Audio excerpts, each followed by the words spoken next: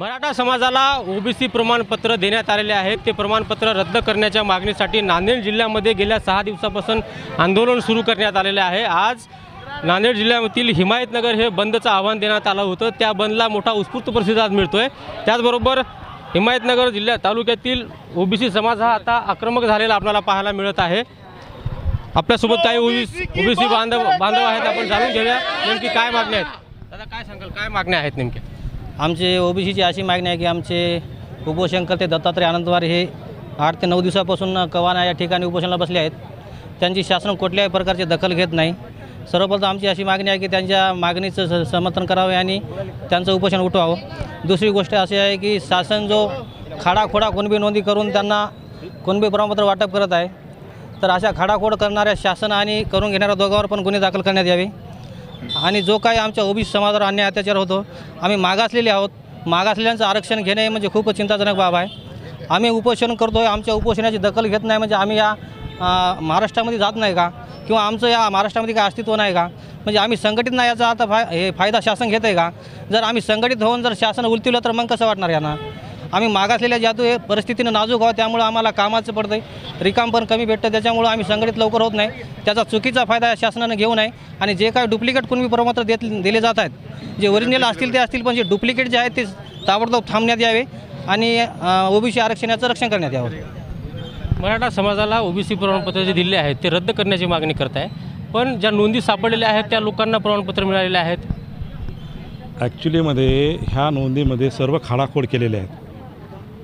Actually तुम्ही जर समजा 1967चं जर गॅजेट काढलं किंवा स्वातंत्र्यपूर्वीचे जे काही गॅजेट आहेत ते जर काढले, तर त्याच्यामध्ये शासनाने स्वतः शासनाने त्यांचे कलेक्टर असतील, त्यांचे डेप्युटी कलेक्टर असतील, खाडाखोड केलेलं आहे, दिसलेलं आहे। आमचं म्हणणं आहे की जे काही खाडाखोड तुम्ही केलात काय त्या ज्या चुकीचं तुम्ही करतात आणि एका समाजाच्या दबावाखाली खाडातोड करून जे प्रमाणपत्र मागतसुद्धा नाहीत त्यांनासुद्धा तुम्ही प्रमाणपत्र देता। या ठिकाणी आमच्यासारख्या समाजाला 100 चक्रा मारावं लागते, त्या तहसीलच्या 100 चक्रा मारतात त्या व्हॅलिडिटी ऑफिसच्या, आणि ह्या समाजाला तुम्ही 2 दिवसात एका दिवसामध्ये तुम्ही सर्टिफिकेट गावगाव जाऊन वाटता। हे काय प्रकार आहे? चुकीच्या नोंदी ज्या केलेल्या आहेत त्याच्यामुळं ते सर्व दप्तर जे आहे ते भासनात गुंडाळावं शासनानं। आणि मराठा समाजाला जे काही प्रमाणपत्र 55 लाख दिले म्हणाले, शासन म्हणाले, त्यांनी मागितलं होतं का 55 लाख द्या आम्हाला म्हणून? पण शासन सांगाले मग आता NT मध्ये ज्या ज्या वेगवेगळ्या जाती आहेत त्यांना किती प्रमाणपत्र मिळाले आतापर्यंत? त्याचा आकडा शासन का डिक्लेअर करत नाही? मग त्याचा आकडा डिक्लेअर करायला पाहिजे ना। आणि आमच्या मूळ जाती असताना आम्हाला एवढी लांब लचक लिस्ट लावलेली आहे। माझ्या पत्नीचं मी बंजारा कास्टमध्ये येतो, माझ्या पत्नीचं स्वतः बंजारा असून त्याच्या घरामध्ये म्हणजे रक्तानं नाते असून माझ्या पत्नीला ते फेटाळल्या गेलं। म्हणजे ही परिस्थिती असताना तुम्ही जे डुप्लिकेट सर्व काही करत आहात कशासाठी करताय? मतासाठीच करताय ना। म्हणून ते थांबा। जर तुम्ही नाही जर थांबले ना येत्या काळामध्ये तर सर्व ओबीसी समाज बुटेल आणि सर्व जेल भरो करेल आणि शासनाला नाही की सोडव की पळो कराल ते।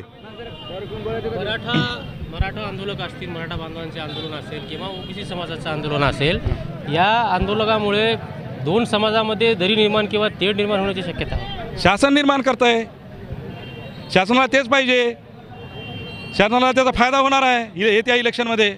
म्हणून ह्या समाजामध्ये दुफळी निर्माण करायचं आणि सत्ता उपभोगायची। समाजामध्ये तेढ निर्माण होईल, पण कुठपर्यंत होईल? की जोपर्यंत शासन हे ज्या काही नोंदी आहेत किंवा हे जे काही प्रमाणपत्र देत आहेत ते जोपर्यंत रद्द करणार नाही तोपर्यंत समाजाचं राहील भांडण। त्याच्यानंतर काय राहणार आहे? त्यांनी करावं, रद्द करावं। आम्ही काय त्यांना सांगालो का? त्यांना द्या ना, मराठा समाजाला आरक्षण द्या, असं काय दुमत नाही आहे। आणि आता सर्वच आरक्षण आम्हालाच पाहिजे म्हणाले ते। त्यांची सुरुवातीची मागणी, नंतरची मागणी तुम्ही पहा ना। हे मराठा समाजाचे जे शांततेचे जे 58 मोर्चे निघाले त्या ठिकाणी काय मागण्या होत्या, आणि आधी जरांगे दादा हे काय मागण्या करत आहे? याचा कुठंतरी ताळमेळ लागतं का? हो, ताळमेळच नाही आहे कुठं।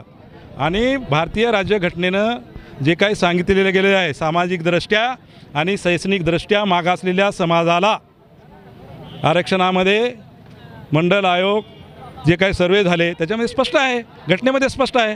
मग हा जो समाज आहे कुठं सामाजिकदृष्ट्या शैक्षणिकदृष्ट्या मागासलेला आहे? नाही ना। म्हणजे ह्यांनी काय, शासनाचं काय आहे की दुफळी निर्माण करायची, मतामध्ये विभागणी करायची आणि सत्तेवर बसायचं। याच्यासाठी आमचे डोके फोडायला ते शासन लावते. आम्ही नाही हे करत. हे शासनाचं काम आहे ते की त्याच्यावर काढा ना, तोडगा काढा की 10% दिले काल परवा. EWSमध्ये द्यानाच पाहिजे, ते SC याच्यामध्ये पण पाहिजे त्यांना, SC BCमध्ये आणि ओपनमध्येही पाहिजे. आज 42% मराठा समाज नोकरीमध्ये आहे. करा ना सर्व एक वेळेस सर्व जातीचा. मग का करत नाही तुम्ही? म्हणजे तुम्हालाच ह्या समाजामध्ये भांडं लावायचं आहे. ह्या समाजामध्ये डोकी फोडायचं काम कोणी करत असेल तर हे शासन करत आहे. म्हणून आमचा आणि मराठा समाजाचं कुठं वितुष्ट नाही आहे. ही विचाराची लढाई आहे. आम्ही विचारानं लढतोय. आम्ही त्यांना भांडतोय? कुठंच भांडत नाही. आम्ही आमच्या हक्काचं आम्ही मागू नाही का? आम्ही जर कमी झालो की आम्ही संघटित नसल तर काय आम्ही आमचं नाही करायला पाहिजे? आम्ही आमचं हक्काचं मागणार ना. म्हणून आम्ही हक्काची मागत आहोत. त्यांना द्या. ते जे 10% आलं त्याच्यामधून द्या ना. पाठीमागं सर्वेही झाला होता, 12% दिलं, 16% दिलं. टिकवा, आम्हाला का नको आहे का? पण आमच्यामध्ये नाही. आता किती घुसखोरी झाली, कसं काढणार तुम्ही? एक लकीर 100 बका म्हणे आणि 1 लिखा. आमचे म्हातारे अगोदर म्हणायचे 100 बका 1 लिखा. आमचे जे आई वडील आहेत पुरस तसं म्हणायचे. आता ह्यांनी लिहून टाकलं त्या ह्याच्यावर. आताच तुम्ही मला प्रश्न केला ते लिहिलेलं असेल तर कसं करावं? अरे ते खाडातोड करून लिहिलेलं आहे ना, ते टाका म्हणालो आम्ही भाषणात गुंडाळा.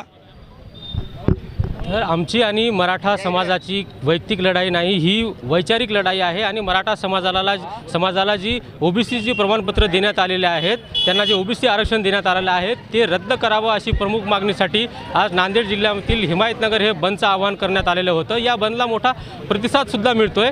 एकंदरीत पाहता आंदोलनाच्या पार्श्वभूमी लक्षात घेता मराठा समाज तसेच OBC समाजामध्ये तेढ निर्माण होण्याची शक्यता निर्माण झालेली आहे.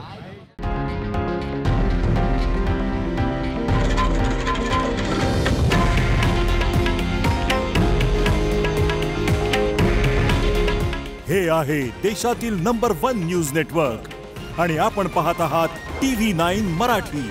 काळजी तुमची, हित महाराष्ट्राचं.